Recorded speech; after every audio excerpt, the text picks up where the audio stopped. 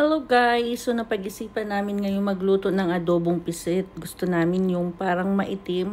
So ayan guys ang mga ingredients. Dito guys sa accommodation namin actually bawal talagang magluto. So gumagawa na lang kami ng paraan kung paano kami makapagluto. So usually nagluluto talaga kami guys sa tabing dagat. So kung nakikita nyo naman yan, gumagawa ko ng paraan para lang makapagluto ako at makakain ng Filipino food.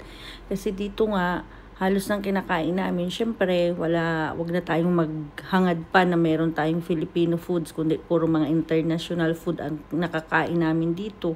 Arabic, Indian, or ang mga kung iba-iba pa at kung ano-ano pa. So, ayan.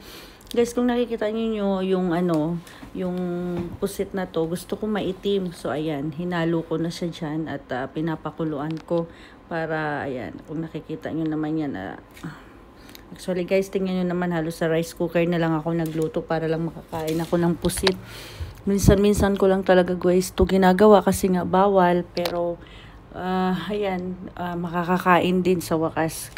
So, ayan guys, kung nakikita nyo naman ang itim, pero ang sarap nito for sure. So, dinamihan ko lang guys ang luya. Tapos sibuyas, ayan, nilagyan ko siya ng suka para hindi malangsa. So, sariling luto ko lang to guys para makakain lang ako. Nilagyan ko din ng pamienta. Tapos, of course, yung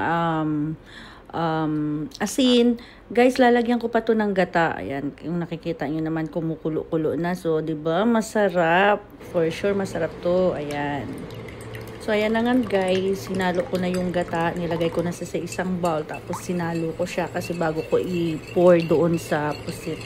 So, kung nakikita nyo naman yan, so, ayan, pagkatapos kong haluin, so, syempre, ilalagay ko na siya sa pusit, ayan, at papakuluan ko yan ng papakuluan para maluto talaga yung gata. O, diba? Parang feeling ko masarap to. So, ganito lang talaga guys dito. Kailangan para-paraan lang para tayo makakain ng Filipino food. So, ayan, hinahalo ko siya. So, gusto ko guys, ang gata lutong-luto. Yung naluluto talaga siya. Kasi mas masarap siya, diba? Tapos, gusto ko sa pusit yung maitim. Ayan. So, initiman ko talaga siya kasi yan ang gusto ko sa pusit. Yan. So, medyo ko yan. Hinahalo ko siya ng hinahalo para mas masarap kumain pagka yung lutong-luto na yung gata. So, kung nakikita nyo naman, medyo masarap nito guys, medyo may sabaw-sabaw. So, kailangan medyo may sabaw-sabaw. Luto na! Wow, ang sarap! Huwag tayong umiti. Huwag tayong kumiti. Kasi for sure, mangingitim ang ating may sabaw-sabaw, diba? Sarap. So, ilalagay ko na siya dito wala para lalagyan. Kaya dito na lang yan. Dinner. At tatawagin ko na ang aking mga tropa para tonight. mag-dinner kami mamaya. So, dadalhin ko na yan sana mag-enjoy kayo dito. Para doon kami kumain. Yan lang kasi yung ating lalagyan. So, ayan, ready na. Thank you for watching. Kailangan Bye-bye. ready na siya for tonight.